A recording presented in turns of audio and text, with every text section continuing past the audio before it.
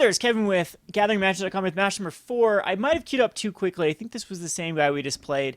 But this is a very keepable hand. We have a Shorecrasher, we have 4 lands, a Dancer, a Sorcerer. We'll keep against a green-red Devotion list if it is going to be the same deck.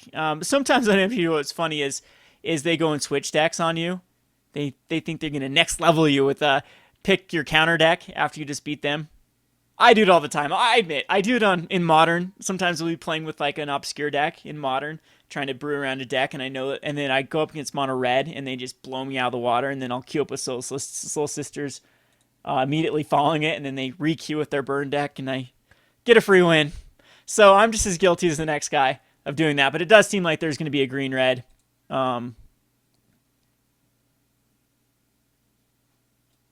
rematch here. We do have a slow hand, but we do have that evasive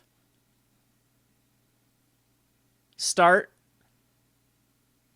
And a nice little curve. We have a 2-drop and then possibly a counter spell on his big dude. Sometimes with Green Devotion, that's all you need to do is counter that Whisperwood Elemental or Dragonlord Atarka or Hornet Queen. So I was right in my last video. This is going to be Dragonlord Atarka, Master of Bees. The Mighty Dragon. That's his specialty. So, no one-turn drop, which is alright. See if he leads off with a Caryatid or a Rattleclaw here. Yeah, there's the Caryatid. So he'll be ramping pretty good. We didn't get to see him go crazy. He missed some land drops on the last game. Oh, there's my 1-drop. You came out slow, buddy. We will cast this dude, the 2-1. And this does give him problems, though. Xenagos has a hard time with flying creatures.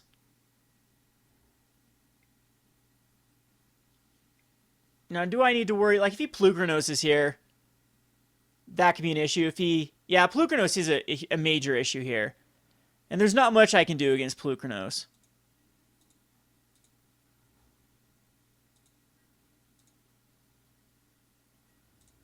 So attacking with the Stratus Dancer. And the race is on, but we are very far behind, especially if he goes another, like a, can you do it? He can do a Whisperwood. We'll counter it, though. And we do have a Shorecrasher that can block Exile itself, but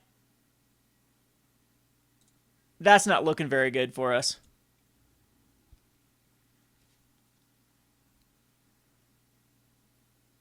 So going to be taking 5. And Plukernos is so good against Master. Good news is, though, it's not the greatest versus Thassa. We still cast this Silumgar. I want him monster seeing that Plukernos.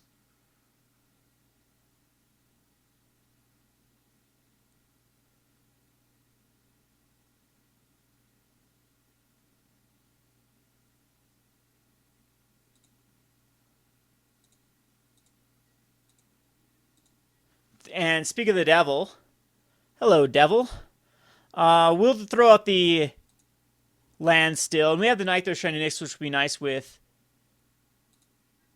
So to make him make a decision here, take the damage,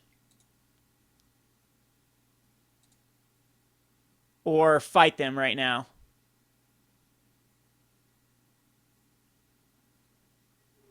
And he takes the damage.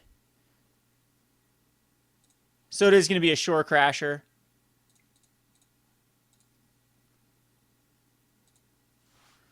And this is going to be very good against Plukernos. And we're up in the race, too. So I could see an end of turn. Can't kill a Shorecrasher, though. So he's going to end a turn. So we got free 4 damage. Going to split the damage on the 2/1s.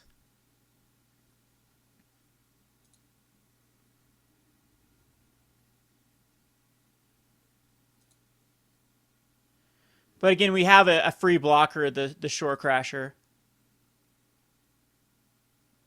As it will block and then pretend that it's blocking Polukranos, but still legally count as blocking it, and then vanish from sight and come back as a 2/2. And that honestly might not be the right line of play, though. I might just take the crush from Polukranos, because we do need Thassa to be active. And how we get there with Thassa is we need that devotion. So, yeah, I think I will take that crack. So there's Mr. Dragonlord of Tarka. I knew that was in there somewhere.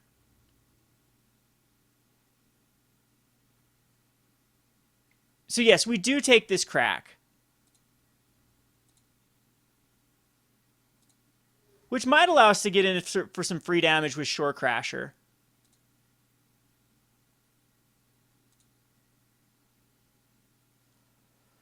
Or even in Hypnotic Siren, we can start gaining control of stuff. This is looking very, very, very good. There's a backup Thassa. We can cast Hypnotic Siren for free, but I don't think that's the right play. I think I want to be greedy with it. And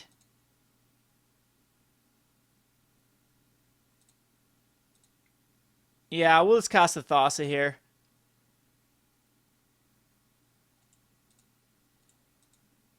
Or we go to attacks first.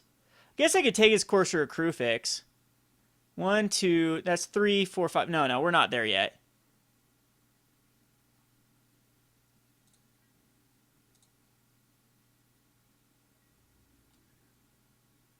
No, this only gives it +1. And he'll make that trade any day of the week, so we don't attack.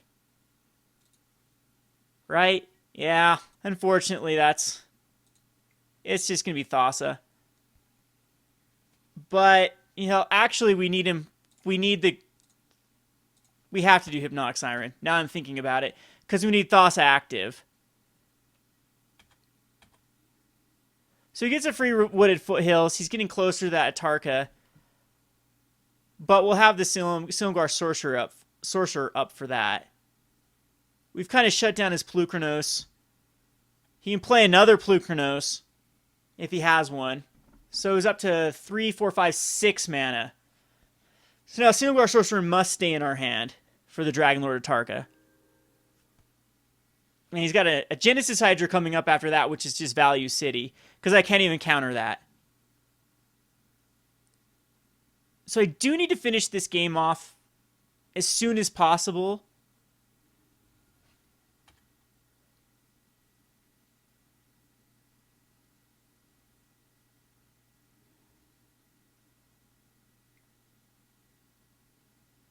See what comes out here. It's not quite Hornet Queen. Is it Whisperwood? Does he have a Doomwake Giant in there for whatever reason?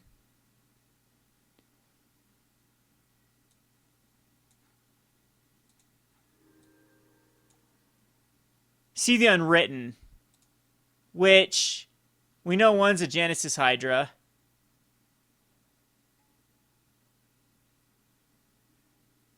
Double Whisperwoods. Okay. I don't know if there's much coming back from that.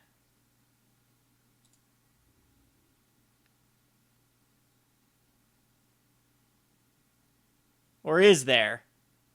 We just need to get into a couple of cracks with the... What I need to draw into is a Master of Waves here. Because we do have some nice little devotion going on.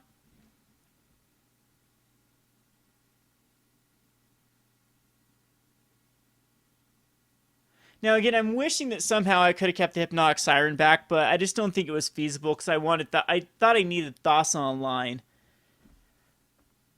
But without Thassa online, we would have just taken another 7, would have been able to block his Courser, and then we could have taken over a Whisperwood. But that might not end up being the greatest. So we're going to see the power of mono green when you don't interact with it. Gets 2 guys.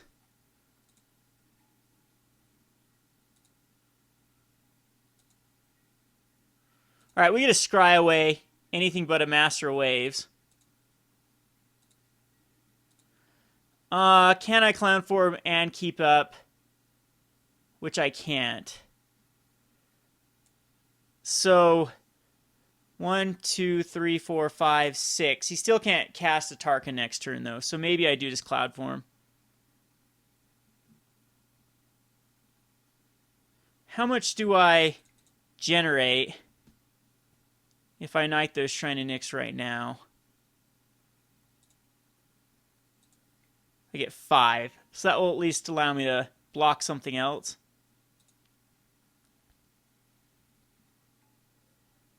And it was an island underneath. Yeah, I think I should have done that after the Thassa attack in. Oh, he could just block with the monstrous guy. Shorecrasher, there's no point to doing anything to Shorecrasher. I think we just pass the turn.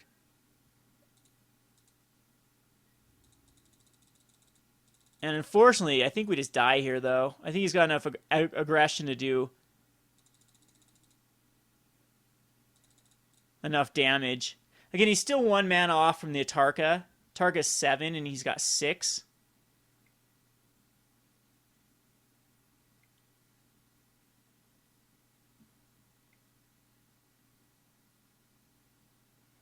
But it could be another...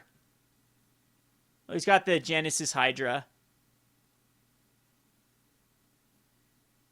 Just another Whisperwood. Wow. Okay.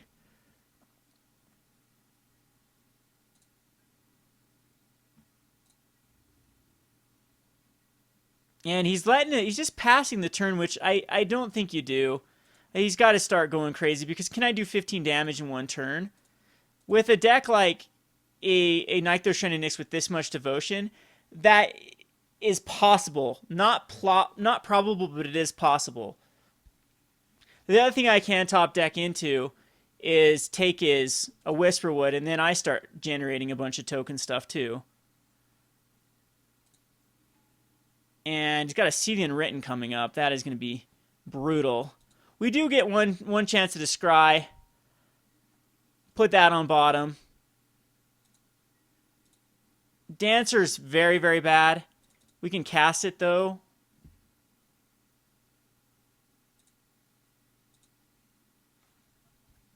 And now I've got to make him worry about an Aether Spouts.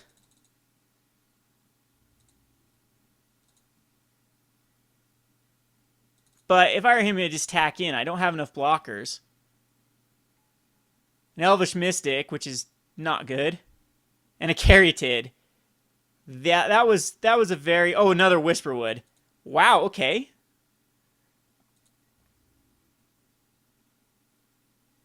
And he passes the turn. You don't pass. You have to go for it. So afraid of that. Now do I cast my own Silumgar Sorcerer into turn? What can I do here? Can I do anything at all? If... Unblockable to everything. And then pump up the Shorecrasher?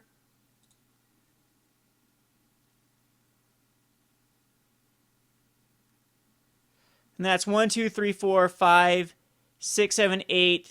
Oh wow, this is gonna be lethal because he just sat back and did nothing. I cannot believe that. I cannot believe he just... We will not exploit. 12, 13, 14, 15.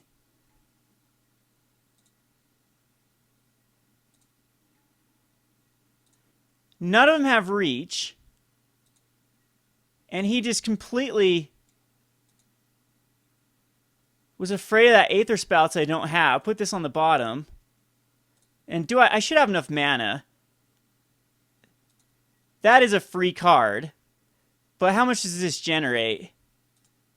10? 1, 2, 3, 4, 5, 6, 7, 8, 9, 10, 11, 12.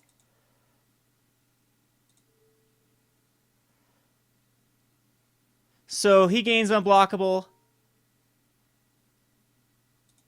He gains unblockable. And that's all that I actually need to give unblockable, right? Because that's 3, 8, 9, 10, 11, 12, 13, 14, 15. Nothing has reach.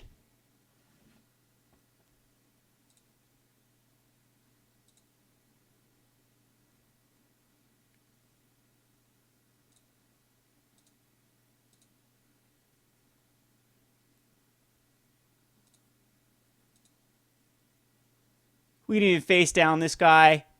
Everything else has flying. We can even face up. Okay.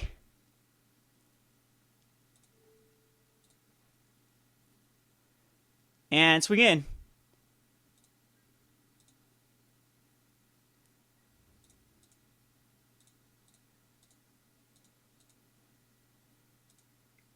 And that should be over 15 damage. So I think 2 turns ago I didn't even have enough blockers to prevent lethal from happening. Okay, anyway, we'll go on to this game. Negates are kind of nice against... That's just one card, though. Disdainful Strokes are infinitely better than Negates in this. And the Stratus Dancer can kind of work the same route. Again, Chasm Skulker is... I want to play Chasm Skulker against his deck, because the longer he waits, the bigger Chasm Skulker gets, but I don't know if that actually does a ton. So Bident can come out here. Hall of Triumph can stay in. I don't want more than one, though. The Cloudforms, again, are evasive. Everything that... It's Frostwalker that is the card that I don't like on the play. And then the Encase and Ices can definitely come in. And then we can take out... Well, Thassa did amazing there. But I'm thinking that we can just go that land route again. And we'll submit this. It's capable. Encase and Ice can give him problems. We do have a 1-drop with the Lurker. We'd have a 2-drop with the Stratus Dancer. I'm not quite certain we will utilize the Stratus Dancer on turn 2. The problem with Encase and Ice is he keeps his Devotion, though. It isn't quite a Tidebinder Mage.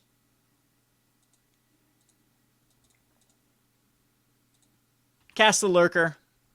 Pass the turn. I really want to splash green for Den Protectors and Death Mist Raptors, but then you're away from the Devotion route. But Secret Plans is a card, right? Huh. I'll have to check that out.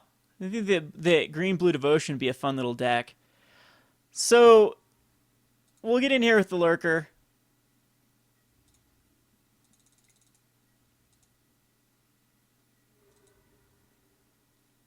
And I will cast the Dancer. I'm not going to worry about a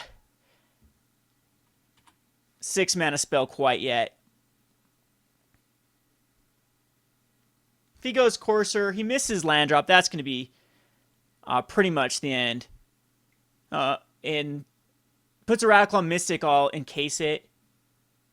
Is this a Crater Claw for 1 on a Stratus Dancer? Mistcutter Hydra. Can't be counter protection from blue. But it also can't block anything of mine. And we'll get Shorecrasher Elemental. Tack in with the flying and unblockable guys.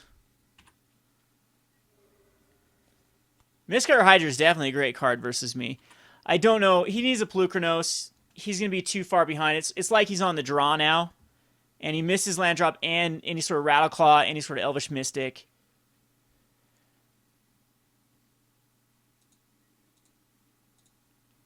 So, yeah, no point in being overly greedy. We'll Master here. And attack in with these two. Take him down to a 13. And then it's pretty much, no matter what he plays, I can Encase it. He doesn't have anything anyway, so very unlucky in this match. But got to see a nice little curve, really good curve here.